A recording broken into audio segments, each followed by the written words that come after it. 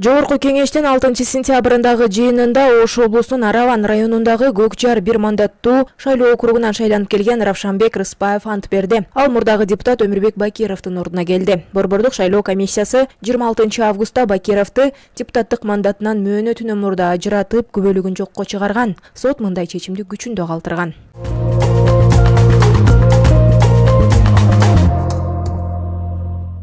Жогорку кеңештеги Бүтүн Кыргызстан фракциясынын лидери Адахан Мадумаровдун адвокаты анын бөгөт чарасын өзгөртүү боюнча Бишкек шаардык сотуна кайрылды. Бул тууралуу 6-сентябрда Жогорку кеңештеги өткөн маалымат жыйында Бүтүн Кыргызстан фракциясынын мүчөсү Гуля Кожокулова билдирди. Бүтүн Кыргызстан фракциясынын лидери Адахан Мадумаровду милициянын Атайы даярдыктагы бөлүгүнүн кызматкерлери 2-сентябрда Бишкекте кармап кетишкен. Ошол эле күнү Бишкектин 1-май райондук соту саясатчыны 24-октябрга чейин улуттук коопсуздук боюнча мамлекеттик комитеттин тергөө абагына камакка алган. Ички иштер министрлиги Мадумаровго кылмыш жаза кодексинин мамлекеттик чыккынчылык беренеси менен айып коюлгандыгын маалымдаган.